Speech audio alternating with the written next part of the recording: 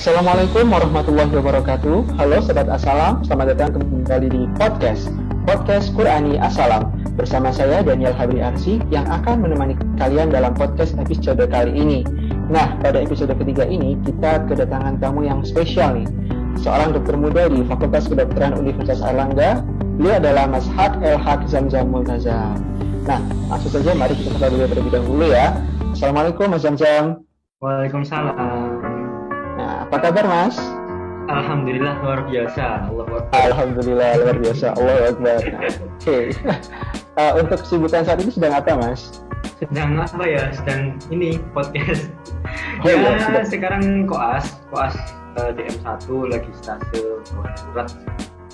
Oh, baik Mas. Ya, mungkin bisa langsung saja Mas kita masuk ke pertanyaan-pertanyaannya. Nah, ini sudah ada banyak pertanyaan nih Mas. Ini mungkin beberapa pertanyaan ini yang sangat Mas ya, sering ditanyakan oleh teman-teman nih. Tips dan trik gitu. Kalau misalkan lagi maba ya Mas ya, kalau ada acara Zoom gitu mungkin masih tanya, Mas tips ini gimana Mas, trik ini gimana? Ini sepertinya sudah dirangkum, ada sekitar 10 pertanyaan, nanti kita akan bahas bareng-bareng. Oke, kita langsung masuk ke... Oh, siap Mas. Oke. Baik, kita masuk ke pertanyaan pertama ya Mas. Nah, menurut Mas sendiri, seberapa pentingkah seorang muslim ya, terutama mahasiswa kedokteran, untuk mempelajari ilmu agama dan ilmu umum, khususnya ilmu kedokteran? Oke, seberapa penting mahasiswa kedokteran mempelajari ilmu umum oleh ilmu kedokteran? Sebelumnya gini, apa sih yang dimaksud dengan ilmu umum? Apa yang dimaksud dengan ilmu kedokteran? Apakah ilmu kedokteran itu apa yang dimaksud dengan ilmu agama, mana yang dimaksud dengan ilmu umum? Apakah ilmu agama itu bukan ilmu umum? Apakah ilmu umum itu juga bukan ilmu agama? Apakah ilmu kedokteran itu bukan ilmu agama? Semuanya ini ya, sorry ya kalau jawabanku agak filsuf gimana gitu, tapi kenyataannya adalah gini, misalkan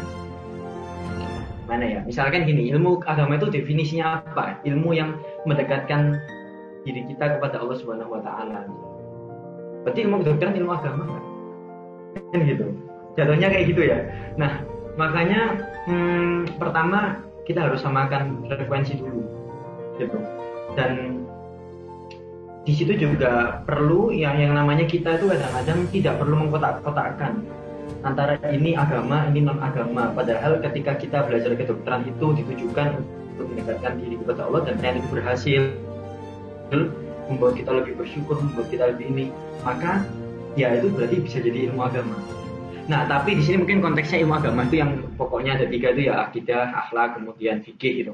Nah, kalau notabene seperti itu, maka mahasiswa menurut saya ya, mahasiswa kedokteran yang baik itu adalah, atau dokter yang baik itu adalah dokter yang belajar ilmu agama.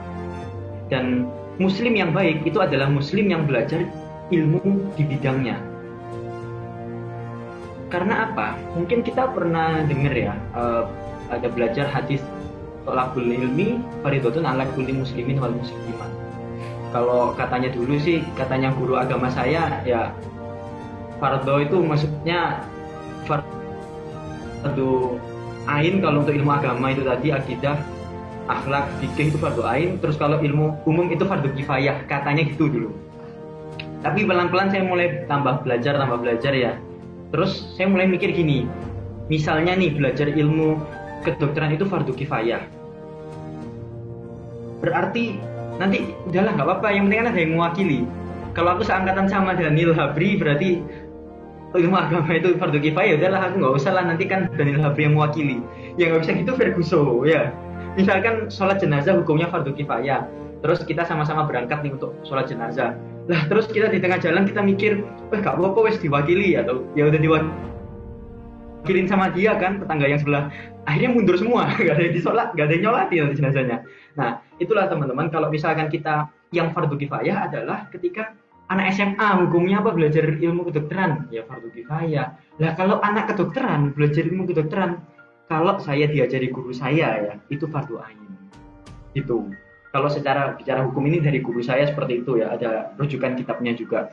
Nah itu, tapi terlepas dari itu semua, kita harus tahu bahwa ilmu kedokteran itu ilmu yang sangat spesial dan sakral, bahkan dipandang oleh agama Islam.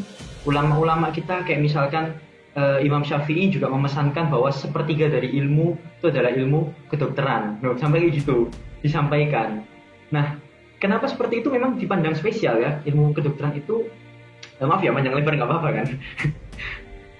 Bahkan ilmu kedokteran itu masuk dalam, misalkan kita belajar ayat pertama yang diturunkan ya kepada Rasulullah SAW itu adalah surat Al-Alaq, Iqra bismillahirrahmanirrahim ladzi khalaqal insana min 'alaq. Nah, itu kalau kita belajar tafsirnya, kita belajar mentadabburi, itu juga sebenarnya bisa jadi merujuk ke arah ilmu kedokteran. Kita itu diperintahkan untuk membaca dan menambah info dan sebagainya. Masih banyak lagi dalil-dalil yang lain. Misalkan kamu, Mas, pengen ini Mas belajar parasitologi lagi, stase parasit misalkan, blok ya, blok parasit. Innallaha la yastahi ayyadriba mathalan ma ba'udatan fama fawqaha. Bahwa Allah itu membuat permisalan, perumpamaan itu adalah nyamuk gitu. Nah, di situ tuh kan mengandung banyak misteri, strukturnya nyamuk itu seperti apa, kenapa kok itu sekompleks apa, kenapa itu dimasukkan ke dalam Al-Quran dan sebagainya. Masih banyak lagi di Al-Quran itu juga banyak mengungkap, misalkan kalau dari hadis itu juga ada kisah yang Rasulullah itu menggemparkan orang-orang Yahudi dengan bilang bahwa tidak ada penyakit menular kecuali ada sebabnya, ada mana itu dulu membicarakan tentang unta, ceritanya ada banyak unta yang sakit, terus kemudian Rasulullah mengeluarkan statement yang sangat menggemparkan orang Yahudi di zaman dahulu sampai kontroversi gitu, dan ternyata sekarang ditemukan bahwa ada namanya mikrobiologi gitu. Nah, jadi memang ya mestinya seperti itu, mestinya muslim yang baik itu adalah muslim yang mendalami bidangnya, atau apa bidangnya itu ya dia pelajari dengan baik, mestinya seperti itu kalau pendapatku ya. Nah, dan juga kalau dokter yang baik ya dokter yang belajar agama, karena agama itu juga bisa membantu treatment dokter kepada pasien. Percaya nggak percaya, nanti pasti akan ngalamin itu sih ya, gitu kayaknya.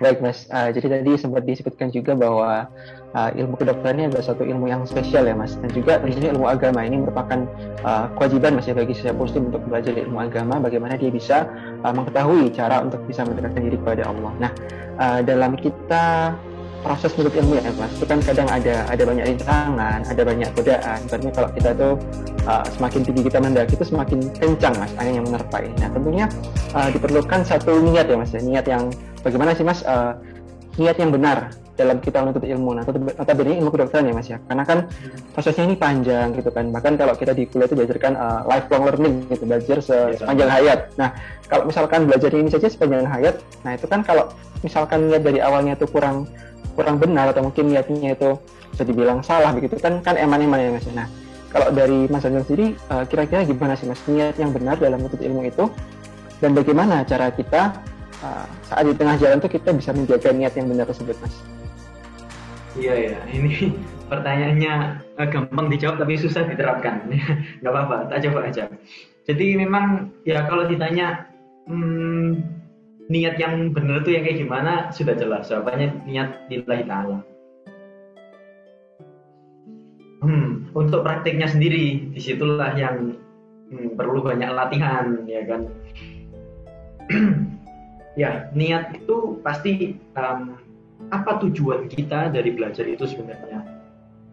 Kalau tujuan kita belajar harusnya merujuk pada tujuan hidup kita. Ketika itu melenceng, maka ada yang salah. Nah, tujuan hidup kita apa? Tujuan hidup kita yang menentukan ya bukan kita. Yang menentukan tujuan diciptakannya sisir itu adalah pembuat sisir.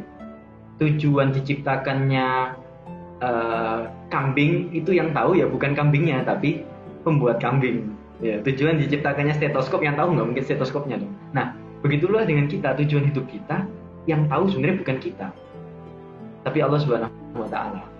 Dan disampaikan bahwa tujuan hidup kita ternyata untuk ibadah. Berarti apapun yang kita lakukan rujukannya harus ke sana mestinya. Gitu. Nah, yang namanya niat itu sayangnya dia berlapis-lapis. Aku pernah diajari dari guru itu kayak gitu. Jadi niat itu berlapis-lapis, sehingga misalkan gini, aku belajar niatnya biar nilainya A gitu. Apa itu buruk? Apa itu baik? Nah, balik lagi nilai A-nya ini buat apa? Nilai A-nya tujuannya buat apa? Membahagiakan orang tua. Pembagian ke orang tua buat apa? Mencapai menuju ridho Allah. Nah, semuanya akan merujuk pada suatu tujuan utama hidup kita yang tadi. Nah, kadang-kadang niat itu juga berlapis-lapis, kelihatannya mulia. Aku pengen belajar biar bisa ngajari teman-teman. Tapi kenapa kamu pengen ngajari teman-teman? Dalam lubuk hati yang terdalam pengen pamer. Nah, ya sudah buyar gitu. Maka dari itu karena niat itu berlapis-lapis, ini perlu pembelajaran. Jangan sampai kita berpikir nggak usah belajar daripada belajar niatnya salah. Nah, ini hati-hati juga. Ini salah kaprah. Artinya niat itu hal yang kita koreksi secara berkala. Kita koreksi terus. Mungkin aku semester 1 niatnya bisa lurus, semester ini aku agak belok karena ada ini itu misalkan, faktor-faktor eksternal atau mungkin internal ya kan. Nah, bukan berarti ya udahlah nggak usah belajar daripada belajar niatnya salah, tapi yang benar adalah kita tetap belajar sampai kita perbaiki niatnya. Ya, karena manusia diciptakan ya nggak bisa kayak malaikat gitu ya, yang mana bisa positif terus, kadang-kadang naik, kadang-kadang turun. Dan tugas kita mungkin adalah terus menuju ke naik gitu. Gimana caranya biar kita tuh kalau lagi buruk ya memperbaiki diri. Kalau niatnya lagi melingsing bahasa Jawanya ya, kita berusaha untuk meluruskan gitu. Karena ya gitu ya, namanya godaan, yang namanya simpang siur. Intinya adalah jangan lupa kalau ilmu ini milik siapa sih, ilmu kedokteran ini. Gitu loh, kok berani-beraninya kita belajar tapi tidak dengan atas nama Allah Subhanahu wa taala dan tidak dengan niat itu. Ya itu sih, cuma kalau prakteknya ya balik lagi tadi, butuh banyak latihan, butuh banyak masukan, butuh banyak reminder dari teman, dari guru, dari dosen, dari diri sendiri. Baik Mas, tadi dikatakan di awal Mas ya, ini mudah, tapi mungkin prakteknya ini butuh banyak latihan Mas. Terutama saya sendiri di sini, ya butuh banyak latihan dan selalu mau perbaiki Mas ya, niat itu kita perbaiki terus. Iya. Ya, baik. Oke, kita masuk ke pertanyaan ketiga Mas. Nah ini, apakah seorang Muslim itu boleh berambisi untuk berprestasi akademik setinggi-tingginya Mas? Ini kan sering kita mungkin ada kayak mindset gini Mas, aku nggak usah prestasi di akademik lah, aku mengungguli di ibadahnya aja gitu, aku ibadah aja yang banyak tapi akademiknya biasa-biasa saja. Atau mungkin ada yang berpendapat ya udahlah biarkan dia tuh kalau misalkan dia jago di akademik maka aku mengungguli dia di ibadah, atau mungkin ya semacam itulah Mas. Nah kira-kira gimana sih Mas pendapat Mas terkait apakah boleh sih kita tuh ambis ya setinggi-tingginya untuk prestasi akademik, ya kadang itu di stereotipkan sebagai hal-hal yang sifatnya duniawi Mas. Nah itu. Ya, oke, bagus banget ini pertanyaannya ini.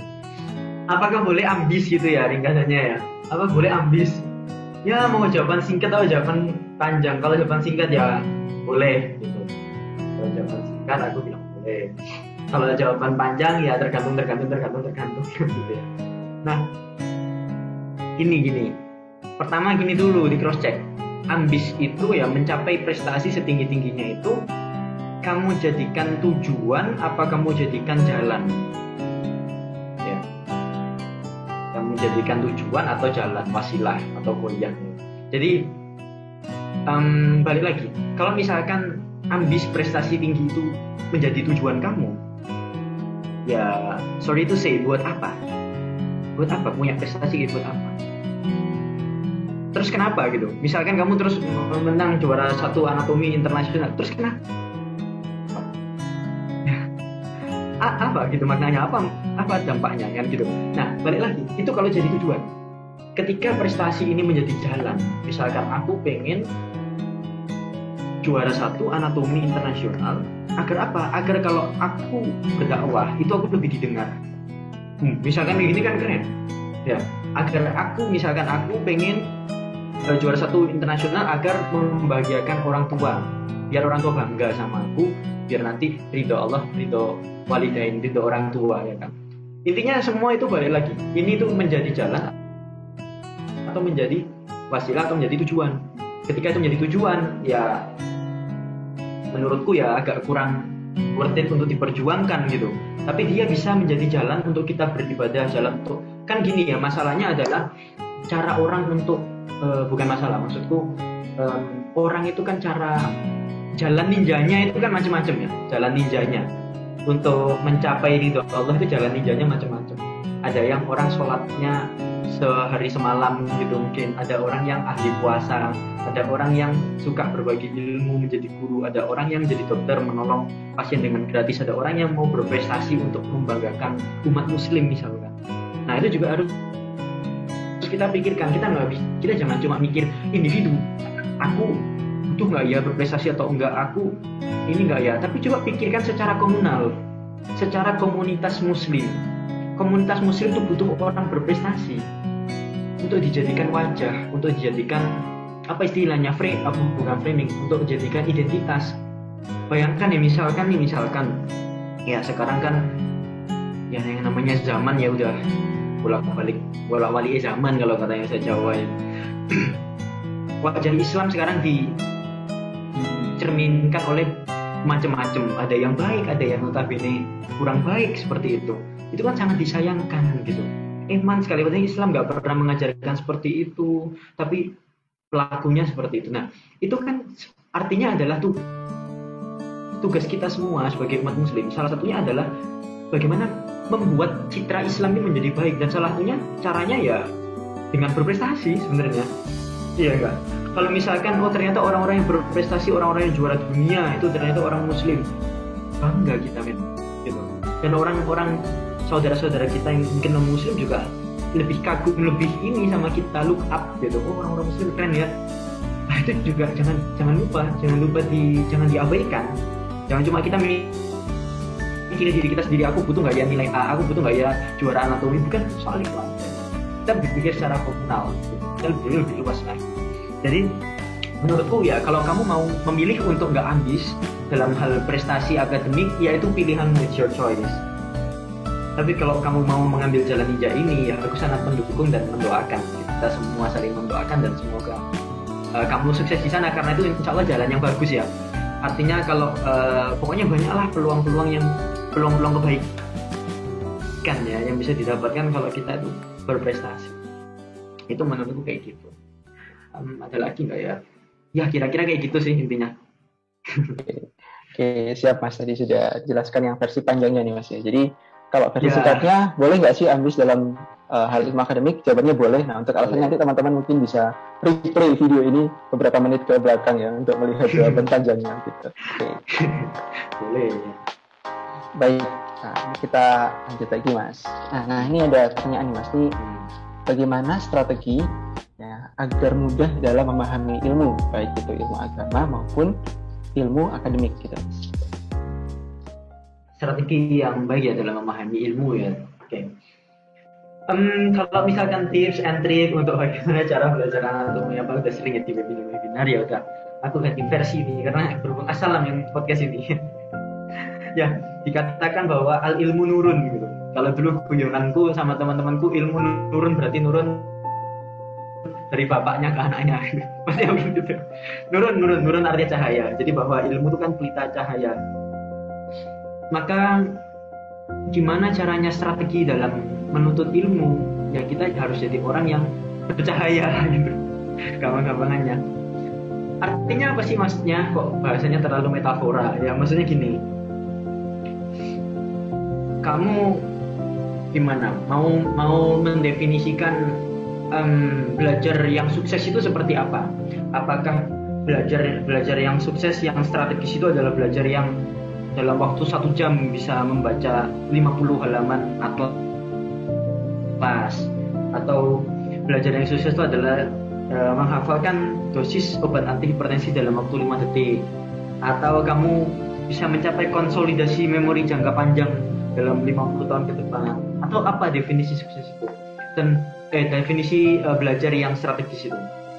Dan juga satu lagi, apa sih penentunya gitu, penentu bahwa kamu tuh belajarnya udah bener apa belum, apakah apakah dibuktikan dengan ujian kamu lulus, apakah dibuktikan dengan apa gitu.